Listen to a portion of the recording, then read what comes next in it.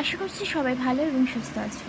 আজকে তোমাদের রাষ্ট্রবিজ্ঞান ক্লাস 12-এর থার্ড সেমিস্টারে দেশীয় রাজ্যের সংযুক্তিকরণ। 1947 খ্রিস্টাব্দে 15ই আগস্ট ভারত স্বাধীনতা লাভ করে। স্বাধীনতা লাভের সময় ভারতে দুই ধরনের রাজ্য ছিল, একটা ইংরেজ শাসিত ভারত এবং একটা দেশীয় রাজ্য। দেশীয় রাজ্য মিনস সেখানে রাজা দ্বারা শাসন করা হতো, সেটা দেশীয় রাজ্য। স্বাধীনতা লাভের প্রাক মুহূর্তে প্রকাশিত 1946 খ্রিস্টাব্দে শ্বেতপত্রে বলা হয়, স্বাধীনতা লাভ হয়েছিল 1947 খ্রিস্টাব্দে, কিন্তু 1946 খ্রিস্টাব্দে সেখানে বলা হয়েছিল, পত্রে বলা হয়েছে যে ক্ষমতা হস্তান্তরের পরে 1947 খ্রিস্টাব্দে ক্ষমতা যখন হস্তান্তর হয়ে যাবে, এরপরে দেশীয় রাজ্যগুলি যে সমস্ত ক্ষমতা ব্রিটিশ সরকারের কাছে পূর্বে অর্পণ করেছিল, মানে যে সমস্ত ক্ষমতা দেশীয় রাজ্যগুলো ব্রিটিশ সরকারদের কাছে অর্পণ করে দিয়েছিল, অর্থাৎ তাদের কাছে ওই ক্ষমতা আর নেই, ব্রিটিশ সরকারকে তা দিয়ে দিয়েছিল, সেই ক্ষমতা কিন্তু তা পুনরায় আবারও ফিরে পাবে। আবার 1947 খ্রিস্টাব্দে প্রণীত ভারতীয় স্বাধীনতা আইনে বলা হয়েছে, স্বাধীনতা প্রদানের সঙ্গে সঙ্গেই দেশীয় রাজ্যগুলির ওপর ইংরেজ সরকারের সার্বভৌমত্ব যেটা, সেটা কিন্তু সমাপ্ত হয়ে যাবে, অর্থাৎ ইংরেজের সাথে কোনো আর কানেকশনই থাকবে না, পুরো সমাপ্ত। যে যার মতো, স্বাধীনতা মানে কি, যে যার মতো থাকবে, যে যার মতো স্বাধীন, তাই না? আগে ব্রিটিশরা আমাদের দেশের উপর শাসন করতো, তো তখন কিন্তু পরাধীন ছিল। তো এই যে এখানে বলা হয়েছে স্বাধীনতা প্রদানের সাথে সাথে বা সঙ্গে সঙ্গে কিন্তু দেশীয় রাজ্যগুলোর ওপর ইংরেজ সরকারের সার্বভৌম মানে কি, সর্বোচ্চ ক্ষমতা, এই ক্ষমতা কিন্তু সমাপ্ত হয়ে যাবে। এবার দেশীয় রাজ্যগুলির জন্য বিকল্প, দেশীয় রাজ্যগুলির জন্য কি বিকল্প নেওয়া হয়েছিল? 1948 খ্রিস্টাব্দে ভারতীয় স্বাধীনতা আইন অনুযায়ী দেশীয় রাজ্যগুলিকে 3টি বিকল্প দেওয়া হয়, হয় তুমি ভারতের সাথে যুক্ত হয়ে যাবে, না হয় তুমি পাকিস্তানের সাথে যুক্ত হয়ে যাবে, আর তা না হলে তোমাকে কি করতে হবে, ভারত পাকিস্তান কোনোটার সাথেই যুক্ত হওয়া যাবে না, তুমি কিন্তু স্বাধীন থাকবে। এটা 3টা বিকল্প ছিল।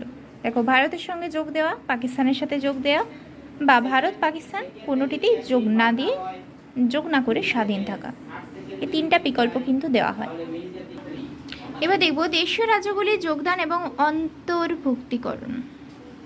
1947 খ্রিস্টাব্দে ঘোষণা অনুযায়ী ভারতীয় অধিরাজ্যের ভৌগোলিক সীমানার মধ্যে অবস্থিত 552টি দেশীয় রাজ্যের মধ্যে 552টার মধ্যে 549টি নির্ধারিত দিনের আগেই, অর্থাৎ 1947 খ্রিস্টাব্দে 15ই আগস্টের পূর্বে ভারতে যোগদান করে। অর্থাৎ টোটাল দেশ ছিল কটা? 552টি। 552টির মধ্যে 549টি কিন্তু ভারতের যে নির্ধারিত সময়, সেই সময়ের আগে কিন্তু ভারতের অন্তর্ভুক্ত হয়ে যায়, পূর্ব ভারতে যোগদান করে। ওকে, কিন্তু হায়দ্রাবাদ, কাশ্মীর, জুনাগড় এই 3টি রাজ্য ভারতের সঙ্গে কিন্তু যোগদান করেনি। পরে এই 3টাকে নিয়ে কিন্তু প্রচুর সমস্যা হয়েছিল, তারপরে ভারতের সাথে যোগদান করে। এগুলো পরে পরে জানবো। প্রথমে আছে হায়দ্রাবাদ, কাশ্মীর এবং জুনাগড়, এই 3টা রাজ্য মনে রাখবে, এই 3টি রাজ্য কিন্তু ভারতের সাথে যোগদান করেনি। পরবর্তী সময়ে 1947 খ্রিস্টাব্দে 26শে অক্টোবর অন্তর্ভুক্তি চুক্তি স্বাক্ষরের মাধ্যমে কিন্তু কাশ্মীর, 1949 খ্রিস্টাব্দে জানুয়ারি মাসে গণভোটের মাধ্যমে জুনাগড় এবং সাময়িক বাহিনীর মাধ্যমে কিন্তু 1950 খ্রিস্টাব্দে 26শে জানুয়ারি হায়দ্রাবাদ ভারতের সাথে সংযুক্ত হয়। তাহলে পরবর্তী সময়ে 1947 খ্রিস্টাব্দে 26শে অক্টোবর কোন চুক্তির মাধ্যমে? অন্তর্ভুক্তি চুক্তির মাধ্যমে কাশ্মীর ভারতের সাথে যোগদান করে। আর 1949 খ্রিস্টাব্দে কিন্তু গণভোটের মাধ্যমে, কোন প্রক্রিয়ায়? গণভোট, জানুয়ারি মাসে গণভোটের মাধ্যমে কিন্তু জুনাগড় ভারতের অন্তর্ভুক্ত হয়। এবং সাময়িক বাহিনী দ্বারা হায়দ্রাবাদ কিন্তু যুক্ত হতে চায়নি, হায়দ্রাবাদে সাময়িক বাহিনী পাঠানো হয়, তারপরে কিন্তু ওটা হায়দ্রাবাদ সমস্যা যেটা সেখানে জানবো। তো এরপরে কিন্তু হায়দ্রাবাদও ভারতের সাথে যোগদান মানে ভারতের অন্তর্ভুক্ত হয়ে যায়।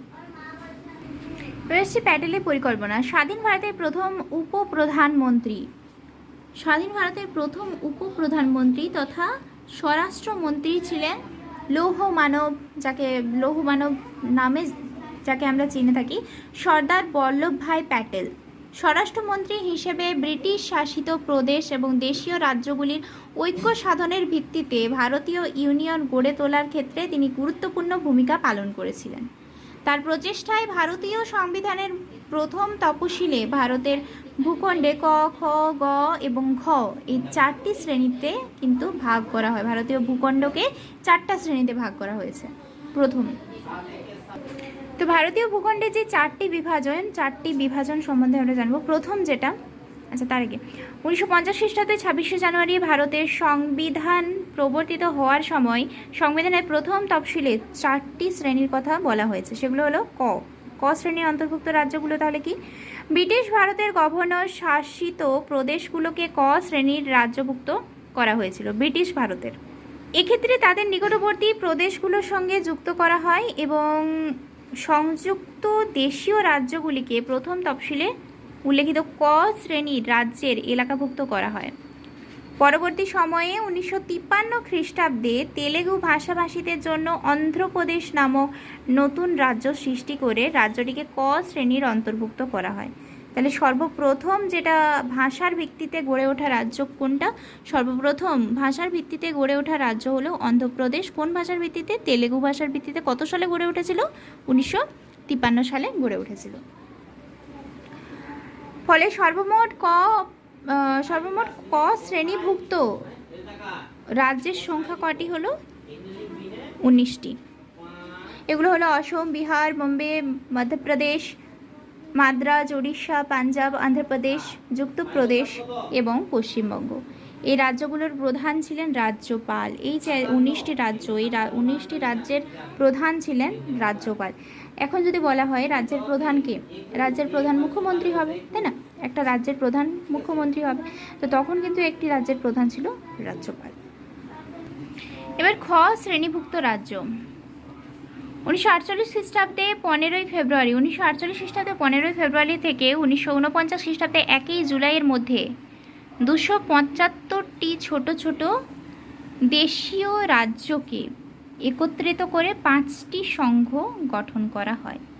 এই 5টি 275টি ছোট ছোট রাজ্যকে, অনেকগুলো ছোট ছোট রাজ্য, সেগুলোকে একত্রিত করে 5টি সংঘ গঠিত করা হয়েছিল 1948 খ্রিস্টাব্দের 15ই ফেব্রুয়ারি থেকে শুরু করে 1949 খ্রিস্টাব্দে 1 জুলাইয়ের মধ্যে।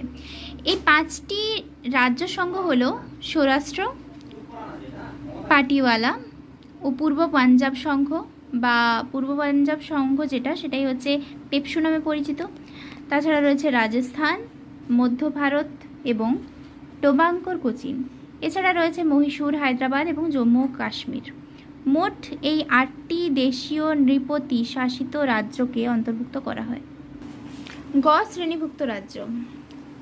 চিফ কমিশনার শাসিত প্রদেশ। চিফ কমিশনার, আগেরটা যেমন রাজ্যপাল একটাতে ছিল, এটা কিন্তু চিফ কমিশনার। ওকে, চিফ কমিশনার শাসিত প্রদেশ 61টি ছোট ছোট দেশীয় রাজ্যকে প্রশাসনিক, সাময়িক কিংবা অন্য কোনো বিশেষ কারণে 10টি কেন্দ্রশাসিত অঞ্চলে পরিণত করা হয়।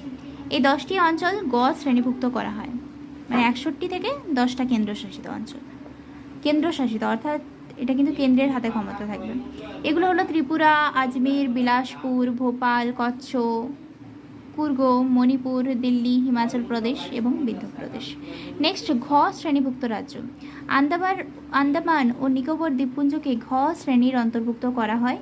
এই প্রশাসনিক অঞ্চলের ওপর কেন্দ্রীয় সরকারের সার্বিক নিয়ন্ত্রণ প্রতিষ্ঠিত হয়।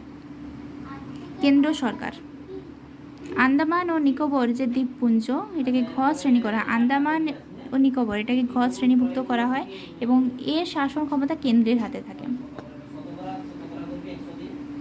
উপযুক্ত আলোচনা থেকে বলা যায় যে ভারত স্বাধীনতা লাভ করার পর দেশীয় রাজ্যগুলি সংযুক্তির প্রশ্নে নানা সমস্যার সম্মুখীন হয়। এক্ষেত্রে সর্দার বল্লভভাই প্যাটেল সক্রিয় উদ্যোগ ও ভূমিকার ফলে দেশীয় রাজ্যগুলি ভারতীয় ইউনিয়নের অন্তর্ভুক্ত করার কাজ সহজতর হয়েছে। আজকে এই পর্যন্ত। Thank you for watching my video. তো এখানে আরেকটা নোটস থেকে কিছু বলে রাখি। ভারত এবং পাকিস্তানে যে সীমানা তৈরি করেছিলেন তার নাম হচ্ছে স্যার সিরিল র্যাডক্লিফ, যেটাকে র্যাডক্লিফ লাইন বলা হয়, সীমানা যে লাইনটা। এবার ক্যাবিনেট মিশন হয়েছিল কিন্তু 1946 খ্রিস্টাব্দে 24শে মার্চ। এই ক্যাবিনেট মিশনে কিন্তু এই সমস্ত সম্বন্ধে আলোচনা করা হয়েছে। আর ক্যাবিনেট মিশনে যারা এসেছিল এর মধ্যে ছিলেন Lord Pethick Lawrence, Stafford Cripps, ক্রিপসের দ্বারা কিন্তু ক্রিপস মিশন হয়েছিল, আচ্ছা ওটা পরে আলোচনা করব। আর ছিলেন A.V. আলেকজান্ডার, এর মধ্যে প্রধান ছিলেন লর্ড পেথিক লরেন্স। তো আজকে এই পর্যন্ত, thank you for watching my video.